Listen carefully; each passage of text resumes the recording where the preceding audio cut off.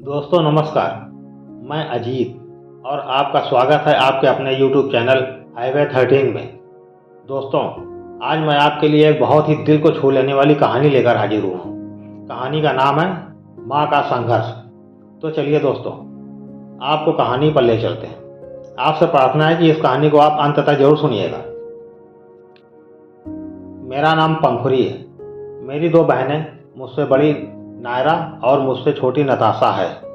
मेरे पिता किशोरी पोस्टमैन के पद पर हैं। माँ प्रेमा घर संभालती हैं। दीदी नायरा ने इंटरमीडिएट परीक्षा उत्तीर्ण कर ली और घर में सभी खुश हो गए। हमारे घर के सामने एक पंडिताइन रहती थी। उनका काम सभी के रिश्ते लगाने का था। एक दिन वह दीदी का रिश्ता लेकर आ गई। मम्मी काफ़ी खुश हुई। दूसरे दिन लड़के वाले आ गए। होने वाले जीजा जी का नाम अनिकेत था। वह एक प्राइवेट फर्म में काम करते थे। दीदी को भी जीजा जी अच्छे लगे। बात पक्की हो गई। कुछ दिन बाद शादी हो गई। दीदी नायरा अपने परिवार में व्यस्त हो गई। 2 साल बाद जब मैंने इंटर करने के बाद आगे पढ़ाई करने की इच्छा की तो पापा मान गए। मैं अपनी पढ़ाई जी जान से जुट गई। मैंने बीएड क्लियर किया। मुझे सरकारी नौकरी लग गई। पापा का खुशी का ठिकाना ना रहा। समय बीतता गया। एक दिन मेरा भी रिश्ता आ गया। लड़का सॉफ्टवेयर इंजीनियर था। उसका नाम शुभम था। सभी को लड़का बड़ा समझदार और सीधा लगा।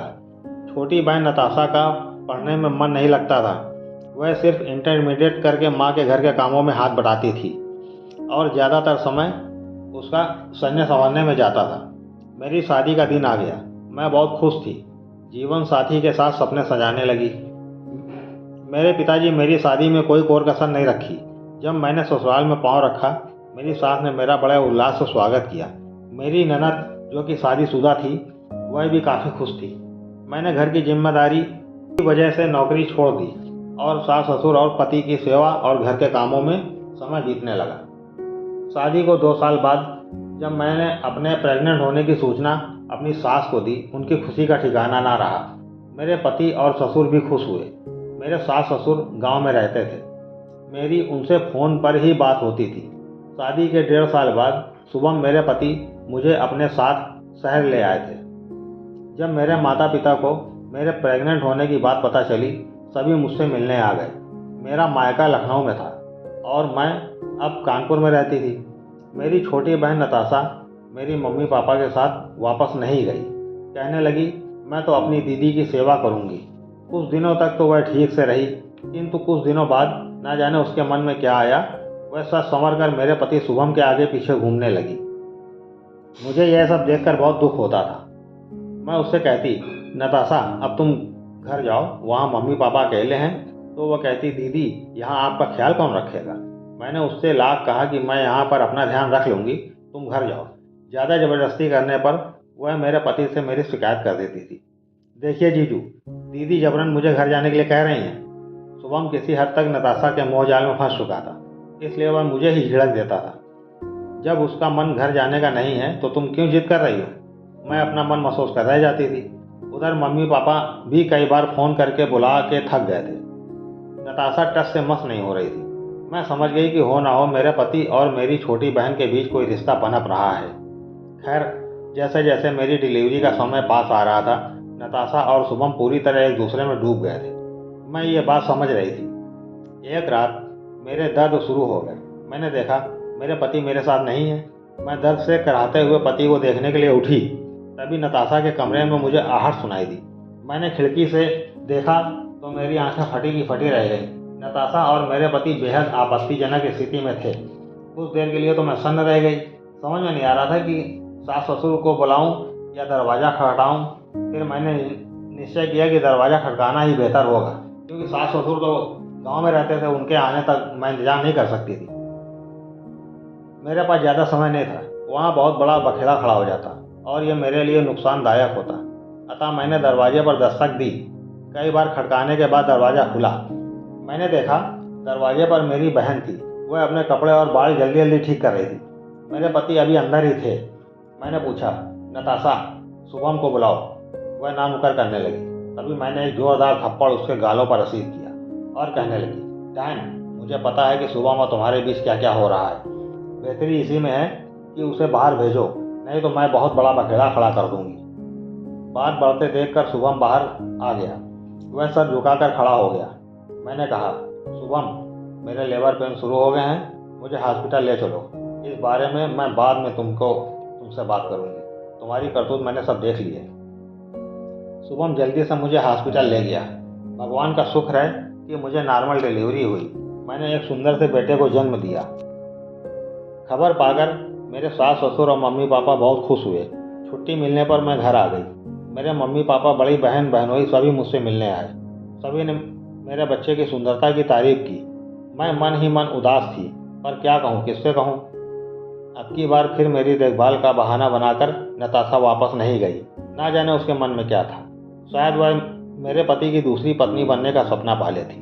मैंने सोचा बच्चे के आने के बाद शायद सब ठीक हो जाएगा, लेकिन वह मेरे मन का भ्रम था। मेरे घर आने के अगली रात ही मैंने फिर वही सब देखा, तो मैं समझ गई कि कुछ ठीक नहीं होगा। अब मैंने अपने बच्चे की आवश्यक चीज़ें इकट्ठी की और मेरे घर के जेवर, जो मेरे अपने थे, रख कर आगे के बारे में सोचने लगी। अगली सुबह नताशा और शुभम तैयार होकर नताशा मुझसे बोली, दीदी, मैं और जीजू घूमने जा रहे हैं, आपके खाने का इंतजाम कर रखा है, खा लीजिएगा। मैंने निश्चय किया कि अपना सामान मैं पहले ही बैग में रख चुकी थी। एक कागज़ पर मैंने लिखा, प्रिय शुभम और नताशा, तुम्हारी ज़िंदगी बिना रोक टोक के चलती रहे। तुम्हें तुम्हारी ज़िंदगी एक दूसरे के साथ मुबारक। मैं जा रही हूँ, कहाँ जाऊँगी पता नहीं, पर घर नहीं जाऊँगी। शुभकामनाओं सहित पंखुड़ी। अब मैं अपने बच्चे के साथ नए सफ़र पर निकल चुकी थी। बाहर निकलकर मैं स्टेशन पहुंची और जाने वाली गाड़ियों की लिस्ट देखी।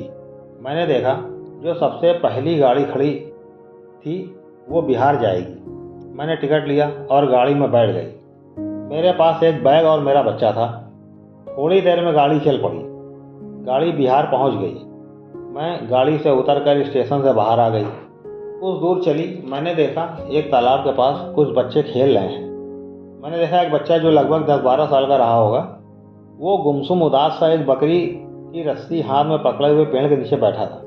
मैं चलते हुए उसके पास पहुंची और उसके बगल में बैठ गई। यूं अचानक किसी को अपने पास बैठे हुए देखकर वो चौंक गया और मुझे देखने लगा। मैंने उसका सोचना देखकर फिर बड़े प्यार से उससे पूछा, बेटा, थोड़ा दूध मिल जाएगा, मेरा बेटा भूखा है। वह सोचने लगा कि लगता है दीदी दूर से आ गई हैं। मैंने उसका भाव पढ़ लिया। मैंने कहा, तुम यही सोच रहे हो ना कि मैं कहाँ से आ रही हूँ। वो अवाक सा मुझे देखने लगा कि आपको कैसे पता चला मैं क्या सोच रहा हूँ। मैंने कहा, बेटा, इतना कुछ देख लिया है कि अब लोगों के चेहरे पढ़ना आ गया है। बेटा, मैं बिहार जंक्शन से पहले ही उतर गई, मुझे कुछ पता नहीं था, लगता है ये कोई गाँव है। बच्चे ने कहा, दीदी, ये काफ़ी बड़ा कस्बा है लेकिन बाजार थोड़ी दूर है यहाँ से। मैंने कहा कि फिर बेटा मेरी समस्या कैसे हल होगी। बच्चे ने कहा, दीदी, आप चिंता ना करें, आप घर चलिए, मैं आपको अपनी बकरी का दूध दे दूंगा, उससे मेरे नन्हे राजकुमार की भूख मिट जाएगी। उसका किसी अजनबी के लिए इतना प्यार देखकर मेरी आंखें भर आईं। मेरी आंखों में पति और बहन का दुष्ट चेहरा घूम गया। कितना फर्क है इस बच्चे और उन दुष्टों में। मैंने प्यार से पूछा, बेटा, तुम्हारा नाम क्या है। उसने अपना नाम लक्ष्मण बताया। कितना सुंदर नाम है, बिल्कुल उसके व्यवहार की तरह। मैं उसके साथ चल पड़ी। वह मुझे अपने घर ले गया। एक छोटी सी झोपड़ी में वह रहता था। मैंने पूछा, बेटा लक्ष्मण, यहाँ तुम अकेले रहते हो, तुम्हारे अम्मा बाबू नहीं दिख रहे। उसने कहा, दीदी, कोरोना महामारी में अम्मा बाबू मुझे छोड़कर भगवान को प्यारे हो गए। अब मैं और मेरी बकरी है। इसका दूध बेचकर और कुछ लोगों की मदद से मेरा और मेरी बकरी का पेट भरता है। मुझे उसकी भोली भाली बातों में रोना आ गया। लक्ष्मण ने बताया कि अम्मा इसी चूल्हे पर रोटी सेंक कर खिलाती थी। उन्होंने अपने हाथों से चूल्हा बनाया था। यही अब मेरे काम आता है। मैंने कहा, बेटा, मुझे अपने घर में रहने दोगे। वह बोला, हाँ हाँ दीदी, लेकिन मुन्ने को मुझे खिलाने दोगी। मैंने कहा, हाँ हाँ, क्यों नहीं, तुम मामा हो, ये तुम्हारा भांजा है। अब बताओ तुम अपने भांजे का क्या नाम रखोगे। उसने खुश होते हुए कहा, सच दीदी, मैं इसका नाम रखूँगा। मैंने कहा, हाँ। तो उसने कहा, दीदी, इसका नाम कृष्णा रखते हैं, क्योंकि जो भगवान मंदिर में है उनका नाम भी कृष्णा है। मैंने कहा, आज से तुम्हारे भांजे का नाम कृष्णा हुआ। मैंने कहा, लक्ष्मण, तुम बाजार से आटा, दाल, चावल, सब्जी लेकर आओ। मैंने अपने बैग से पैसे निकालकर लक्ष्मण को दिए। वह भागकर सारा सामान ले आया। मैंने पेड़ों की टहनियाँ जमा कर खाना तैयार किया और भरपेट खाया। लक्ष्मण बोला, दीदी, मैंने माँ के जाने के बाद आज इतना अच्छा खाना खाया। मेरी आंखें उसकी खुशी देखकर भर आईं। कुछ दिन बाद मैंने लक्ष्मण से कहा, लक्ष्मण, तुम्हें छोड़कर जाने का मन तो नहीं कर रहा है, लेकिन यहाँ से कहीं जाकर जीवन यापन का सहारा तो करना ही होगा। चाहो तो मेरे साथ तुम चल सकते हो। लक्ष्मण रोने लगा, दीदी, मुझे छोड़कर आप न जाना। यहाँ मैं अकेले था तब लोग मुझे मारते थे, अनाथ कहते थे। मैंने उसे अपने बच्चे की तरह लिपटा लिया। नहीं नहीं लक्ष्मण, मेरे होते तुम अनाथ नहीं हो। हम दोनों भाई बहन एक दूसरे सहारा बनेंगे। फिर रात हो गई। मैंने खाना बनाया, खा पी कर सो गए। दूसरे दिन सुबह मैं लक्ष्मण व बकरी को लेकर चल पड़े। कुछ दूर जहाँ बस रुकती थी जाकर खड़े हो गए। बस आई, वह बनारस जा रही थी। हम लोग उसी में सवार हो गए। बनारस पहुंचकर मैंने एक कमरा किराए पे लिया और रहने लगे। जीवन जीने के लिए कुछ तो करना ही पड़ेगा। ये सोचकर एक दिन मैं उठी और लक्ष्मण से कहा, लक्ष्मण, तुम कृष्णा का ख्याल रखना, मैं थोड़ी देर में आती। मैंने अपने हाथों की चूड़ियाँ एक सुनार के पास बेची और ठेला लिया। चाय का सामान खरीदा। ठेला खींचते हुए घर पहुंची। लक्ष्मण मेरा इंतजार कर रहा था। ये सब देखकर पूछने लगा, दीदी, ये सब क्या? मैंने कहा, लक्ष्मण, ये मैं काम की शुरुआत कर रही हूँ। तुम्हें और कृष्णा को पढ़ाना भी तो है। दूसरे दिन सुबह उठकर घर के सारे काम निपटा लिए। फिर ठेला लेकर शिव मंदिर पहुंचे। भगवान का आशीर्वाद लिया। बाबा भोले के नाम की पहली चाय बनाई, उनका भोग लगाया। फिर एक बच्चों के स्कूल के सामने ठेला खड़ा किया और चाय पकौड़े बनाने लगी। अपने बच्चे को उसी पेड़ पर जिसके नीचे मैंने ठेला लगाया था, उसी पेड़ पर चादर का झूला बनाकर सुला दिया। बकरी को उसी पेड़ से बांध दिया। सारी व्यवस्था करके चाय बेचने में लग गई। अब हमारा जीवन अच्छे से चलने लगा। मुझे कोई भी कुछ भी नहीं बोलता था, न तंग करता था। वहाँ कुछ गुंडे भी थे, लेकिन वो भी मुझे दीदी ही कहते थे। वो जानते थे कि 2 बच्चों का साथ है, बेसहारा है, मेहनत से रोटी कमाती है। दुकान चलने लगी। मैं रात को घर आती, खाना बनाते बनाते लक्ष्मण को पढ़ाती भी थी। दुकान अच्छी चल रही थी। मदद के लिए एक लड़के को भी रख लिया। लक्ष्मण का दाखिला स्कूल में करा दिया। वह स्कूल से सीधा दुकान आता था, मेरा हाथ बटाता था। ऐसे ही दिन गुजरते गए। अब कृष्णा भी 3 साल का हो गया। उसका भी स्कूल में दाखिला करा दिया। अब लक्ष्मण पहले उसे स्कूल छोड़ता, फिर अपने स्कूल जाता और फिर छुट्टी पर अपने साथ कृष्णा को लेकर आता। एक दिन लक्ष्मण कहने लगा, दीदी, अब मुझे नहीं पढ़ना। मैंने अपने हिसाब से काफ़ी पढ़ लिया है। मैं अपने कक्षा में सबसे बड़ा दिखता हूँ। लोग मजाक बनाते हैं। मुझे हिसाब किताब करना तो आ ही गया है। अब कृष्णा को पढ़ाऊंगा। मैंने कुछ नहीं कहा। लक्ष्मण कृष्णा का जी जान से ध्यान रखता था। मैंने अब ठेले की जगह छोटी सी दुकान खरीद ली थी। वहाँ चाय पकौड़े के साथ खाने का भी इंतजाम कर लिया था। धीरे धीरे पैसे इकट्ठे करने लगी और 1-2 कमरे का मकान खरीद लिया। बीतते देर नहीं लगती। कृष्णा मन लगाकर पढ़ता था। उसने मेडिकल प्रवेश की परीक्षा उत्तीर्ण की और उसका मेडिकल कॉलेज में दाखिला हो गया। मेहनत का फल उसे ये मिला कि वह ऑल इंडिया रैंक 1 में आ गया। धीरे धीरे वह भारत का सबसे बड़ा सर्जन बन गया। मुझसे ज़्यादा तो लक्ष्मण खुश था। मैं, कृष्णा और लक्ष्मण अब कृष्णा के बंगले में आ गए। दिन बीतते गए। एक दिन की बात है, कृष्णा ने हॉस्पिटल के सामने कार रोकी और कार से उतरा तो वह एक व्यक्ति इसके पैर में आकर गिर गया और अपने पिता की ज़िंदगी बचाने के लिए रोने लगा। सिक्योरिटी गार्ड ने उस व्यक्ति को कृष्णा से दूर किया, लेकिन यह देखकर चौंक गया कि उसकी शक्ल कृष्णा से हूबहू मिलती थी। फिर उस व्यक्ति ने कृष्णा को देखा तो उसे अपने पन का एहसास हुआ और उसके मन में एक टीस सी उठी। लेकिन कृष्णा को इन सब बातों से कोई फर्क नहीं पड़ा। वह उसे अनदेखा करके आगे निकल गया। उसके पीछे पीछे वह व्यक्ति भी, जिसका नाम शुभम था, उसके पीछे पीछे निकल चलने लगा। डॉक्टर कृष्णा ने मरीज का चेकअप किया। शुभम ने अपने पिता की सारी रिपोर्ट डॉक्टर कृष्णा के सामने रख दी। कृष्णा बोला, उम्मीद तो है कि ये जल्द ही ठीक हो जाएंगे। कुछ टेस्ट और करवाने होंगे। तब अच्छे से बता पाऊंगा। इतने में ही मरीज की पत्नी यानी शुभम की माँ अपने पति का हाल जानने के लिए कृष्णा के केबिन में आई। उन्होंने जैसे ही डॉक्टर कृष्णा को देखा तो वह सन्न रह गई। वह देख रही थी कि शुभम जब छोटा था तब हूबहू कृष्णा के जैसा था। अभी वह सोच ही रही थी कि डॉक्टर कृष्णा ने उनकी तंद्रा तोड़ी। उसने पूछा, बताइए दादी, आप कैसे हैं? शुभम की माँ की आंखों में आंसू आ गए। वह इतना ही पूछ पाई, बेटा, शुभम के पिता ठीक तो हो जाएंगे ना? डॉक्टर ने उनका हाथ पकड़कर बड़े प्यार से अपने पास बैठाया और बोला, दादी आप चिंता ना करें, मैं अपनी पूरी कोशिश करूंगा। अच्छी से अच्छी दवाई मैंने लिख दी है।